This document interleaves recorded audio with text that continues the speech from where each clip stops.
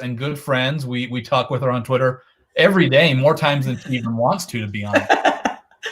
You may recognize Julie as a very famous reader of children's books. Yesterday, you may have seen her dressed up reading The Bad Seed. Yes. Go check it out. Julie, enjoy, have fun, be easy on our participants today. All right. It's so nice to be a part of this today. Thank you, Mark, for including me. My name is Julie Daniel Davis, and I am the Director of Instructional Technology and Innovation at Chattanooga Christian School. And we are a school of about 1,400 students, and our upper school has robustly used Canvas since we came on board about 3 years ago, I guess it is now. And so at this point, all of our upper school teachers are required to do all mechanical testing through Canvas, and any written assignment students have to be allowed to turn that in digitally as well through Canvas. So that's kind of who we are and how we got started with Canvas. My goal today is to help you just look through some tips of transitioning from using Canvas to transition from your physical school to your virtual school. And some of these tips come from things that we learned along the way, and some of them are things that we started off with. So I just hope that I'm a big believer that no one should have to recreate the wheel. So some of these things could be helpful for you as you start thinking on how best to meet the needs of your students. It's really important to me when I'm dealing with Canvas that I'm constantly thinking about the viewpoint of the student. So student facing, are we really meeting their needs well? So that's what you're going to see with some of these tips. All right, Mark, I think I'm ready to start sharing my screen. So we're going to start with just me talking about these transitions. And there are 6 different tips that I feel like are most helpful for you. And we're going to start and go through each one of these tips here. I'll also share this out on social media when we're done. Down here, Julie Davis EDU is where you can find me on social media.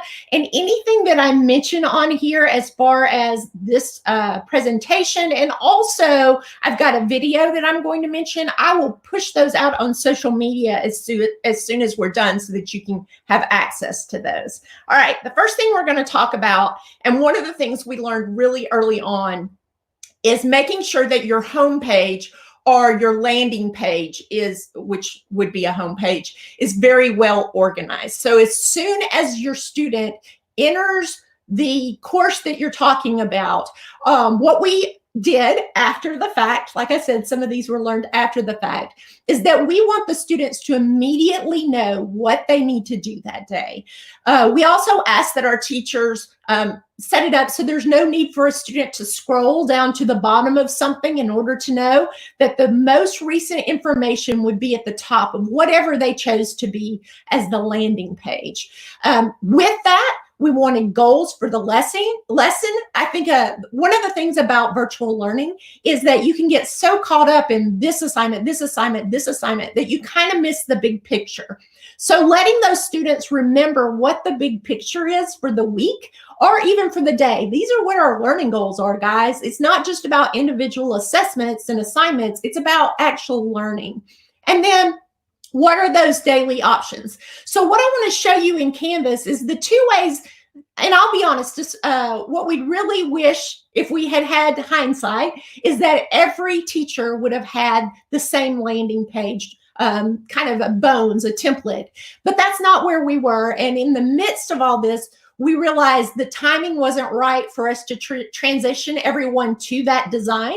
So what we've done is allowed teachers to kind of choose the way they want to do this. Some of our teachers already had landing pages. Some of our teachers, some landing pages were created for them. Their homepage was created for them in the midst of this. And then some of our teachers just use modules to do that. So I'm going to show you what that looks like and why we're doing it. Why is it important? So if I go to my dashboard and I'm looking here, one of the things that we realized real early on is that many of our students might be looking at the card view. And if you're looking at the card view, it's kind of a natural transition or a natural feel to go right into a course. But if you happen to be looking at the list view, You may or may not do that because you've got your to-do list right here. So some of our students, we realized, weren't really going into courses to find out what they needed to do. They were just going straight to their to-do list or to their calendar. Neither of those options are wrong, but when we moved to a digital environment, we realized we needed to make some consistencies for them.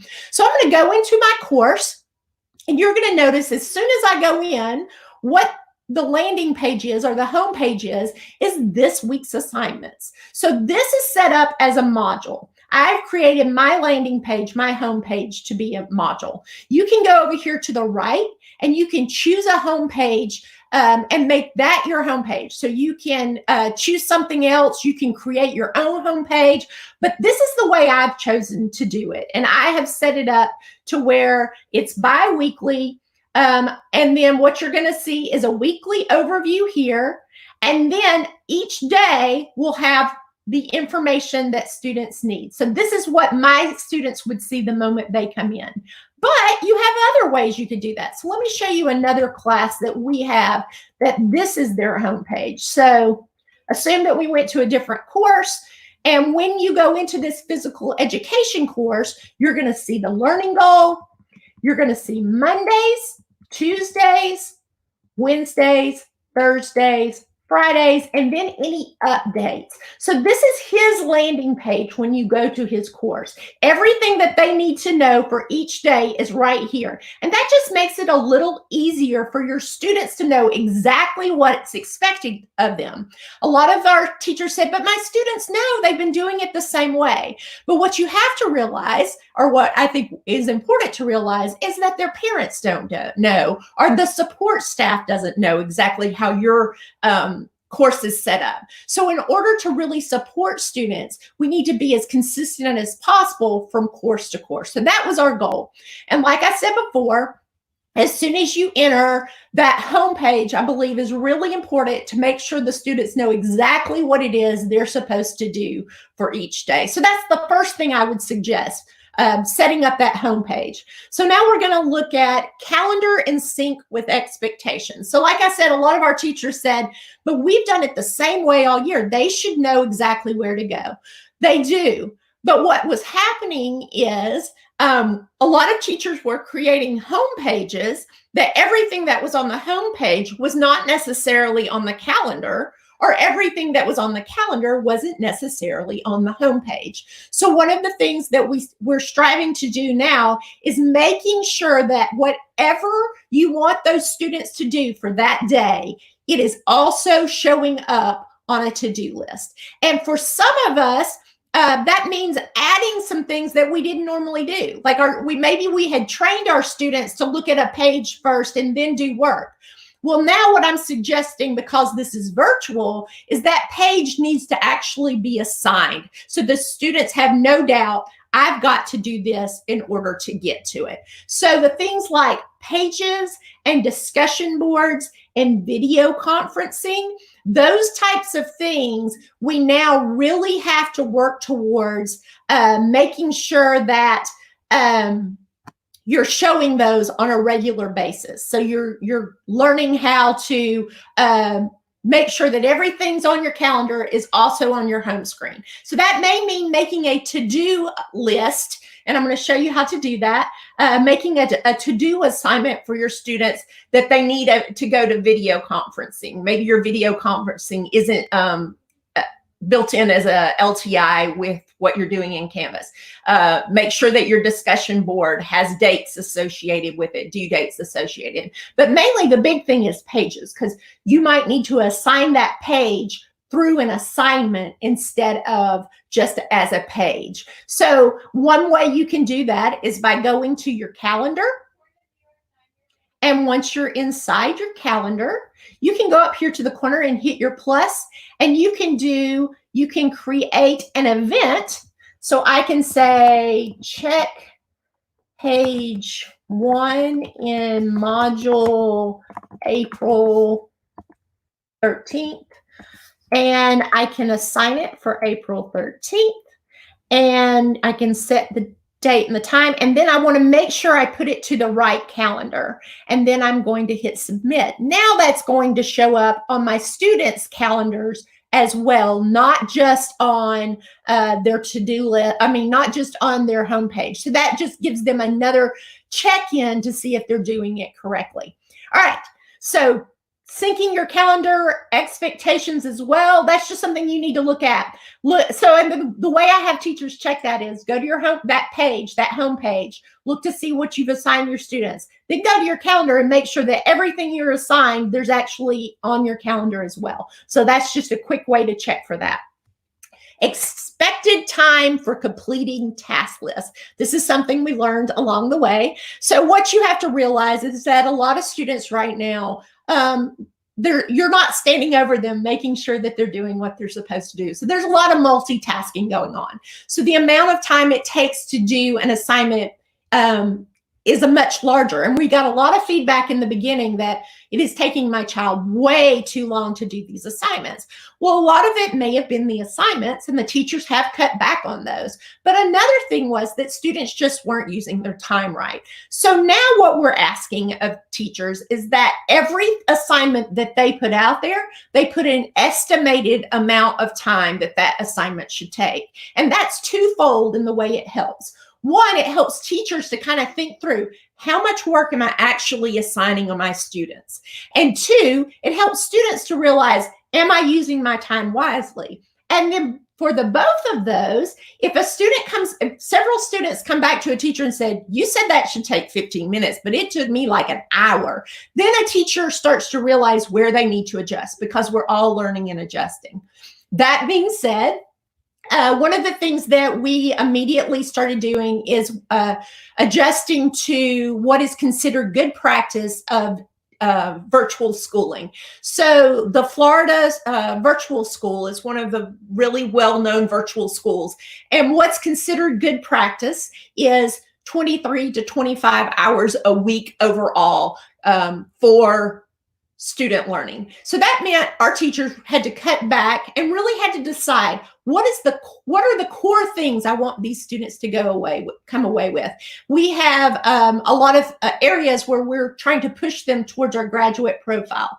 Is the learning that they're doing supporting that graduate profile? How important is this that they end the year with this information? So it really made teachers start looking at this as this is stopgap. How do we create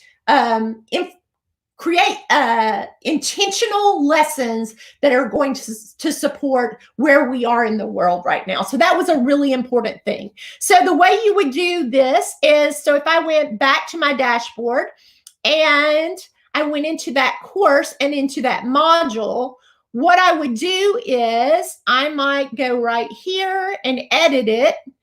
And I would say that this should take approximately 5 minutes to do. So every one of these things, I would have the expected amount of time that it should take. So that's just helpful for you and for your students. All right, next, micro lessons. So this was kind of the hardest thing for some of our teachers, is breaking up the learning. So, they're used to being able to stand in front of their class and teach as long as they need to. And they can tell by looking at the faces of the students what they need to say, what they don't need to say, if they've got it, if they don't have it.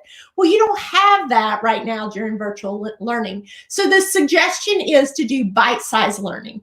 So I've told our teachers 10-minute video instructions and then a formative assessment opportunity is a great way for you to adjust. So I don't know about your school district, but for us, we start the year with where we have to do a lot of professional development videos. Sometimes it's on how to care for a diabetic. Sometimes it's on mental health. And we all know the amount of time that takes at the beginning of the year can be one of those just drudgery tasks. So think about that when you're trying to design your video learning for your students. Really small so that you can keep their attention through that amount of time. And then Did they get what I just told them? Give them a formative assessment. This is a great time to really use Canvas to create some formative assessments that helps you to know how to navigate forward, and also helps your students know, did I really get this learning? Because they need to really be aware of their learning at this time. There's no one standing over them like there was in the past. Another example might be giving them an article to read and then a discussion board on that. Micro learning as much as possible. Give an assignment and then do a video conference follow-up so that you see, is learning happening? Small increments as much as possible. I think that right now, this is an opportunity for next level teaching where you can also, okay, they didn't get it, so I want them to do this assignment, but they got it, so they can move on. It was harder to do that in the classroom. Now you have the opportunity to do that type of thing. So mastery paths might be a time for you to look into that. Also, I would also suggest maybe having certain times where you have you're available for an open video chat. So it's open, you hear someone come in and you can help them with that micro lessons and supporting that micro lesson, even though you're not with them 24 or for however long that normal class session is, can be really helpful. And then lastly, I would say it's important for you to think about asynchronous versus synchronous ways of teaching. Synchronous has its benefits because the student really feels connected. Asynchronous, has its benefits because if a student isn't there, they can go back and they can look at the video or they can be a part of it. So there's pros and cons to both, and I think it's important for you to realize when it makes sense to use each one of those. All right, next step, progressive opening of assignments. We really weren't doing that too much at Chattanooga Christian School until moving to this virtual schooling. And we had maybe one teacher that was using this on or a couple of teachers that was using this on a regular basis. But for the most part, we weren't. The benefit of progressive opening of assignments is that a student can't look at your module and then immediately go down and try to take the assessment without watching all the things beforehand. So like I said before, this might also be a good time to consider mastery paths, because you could actually, if a kid didn't get it, you could give them a kind of a refresher on what they need to know and let them do it again. This is a great time to give students multiple opportunities on formative assessments. Have them go back and watch that video again, whatever it is, whatever it takes, because your overall goal isn't a grade in the grade book. Your overall goal is learning. So one of the things you can do is assignments can open sequentially. So you can make it where everything's required to happen, or you can make it where everything's required, but they have to go to it sequentially. So I'm going to show you how you can do that. If I go to my module that I've created and I click on the three dots at the top and go to edit, I can then add a requirement, and I can click it as students must complete all of these requirements, which just means they can do it in any order they want to, but they have to go into each one of these things. Or students must move through requirements in sequential order. So what that's going to do is that students have to go through each one in the order that I have them set up here in my module. You could also do where students must complete one of those requirements. You've got a lot of options right here. And I would say for our science and our math teachers, this has been really instrumental of making sure your students are going through all the resources that you're putting out there in Canvas. I think this is a really important tool, specifically for STEM classes, but even not. But I see our STEM classes using them the most, really using that to better themselves and making sure the students are staying online. I just realized I am not checking in to make sure I'm doing everything that Mark asked me to do. So I just wanted to scooch over there for a minute and make sure there were no questions. All right, next step. Number 6, we're almost to the end. One of the things that we suggested right off to our teachers was to really limit the tools that you're asking of your students during this time. So what we said was, here are the platforms we want you to use. And in our upper school, that included the Google Suites for Education, Canvas, and Google Meet specifically for video. And then we also showed them how to use Screencastify to create their own recordings that they could share, but also students could share back those recordings. So just 4 tools were the required ones. We ask our teachers, if you have not used some really cool ed tech tool that's out there and free right now, don't throw it at your students at this point, because you're not there to support them in learning how to use the tool. And there are only 2 people at our school supporting all the families, all the teacher, all the admin. So don't throw something new at them. So for some of our teachers, that was frustrating because they weren't already using a lot of digital tools. So they felt like, oh, if I had access to this, this would be great. At this point in time, we've asked them not to add anything else. That may change, but we just feel like parents are very overwhelmed. Some of your students are very overwhelmed as well. So limiting where they're not having to learn different things on top of the learning itself, we felt like was really important. So if you can't support it, don't add it on. If you feel like you can support it, I would say see what your district has to say about that. But you want to narrow those expectations so that it eases stress on the families dealing with it. I would also say that if you found a tool that you want to use, you really need to check with your IT department before creating student accounts, because there's a lot of student privacy issues that need to be taken into account when dealing with that type of thing. And then lastly, I would say that it's important to remember that this is a time for transformative teaching. You're not going to take what you always did in the classroom and just stick it on Canvas at this point. What you're doing is stopgap learning. And you've got to decide what are the key critical things I need my students to know. And my suggestion is think of it as a week. Don't think of it daily, because that will make you kind of overload your students. So think of it weekly.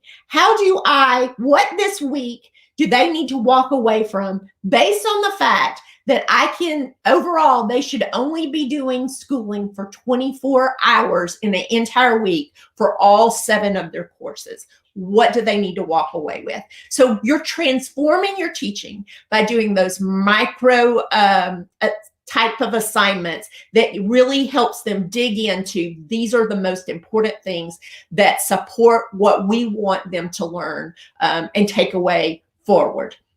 I also think it's really important for you to be really aware that mental health is really important during this time. Your students that are struggling with the fact that they feel secluded, maybe their home life isn't really that great anyway. This is a time for you to care more about that relationship with your student than it is about making sure that they're getting those grades in. So my suggestion would be to give as much as possible the opportunity for your students to keep coming in and keep saying, with a video chat where you can just chat and just see where they are. I know in my own community this week, on top of being quarantined, we had a major tornado come through our city, and we've got lots of students still without power. Well, when you add that on top of all this already, we've already said, if you don't have power, you don't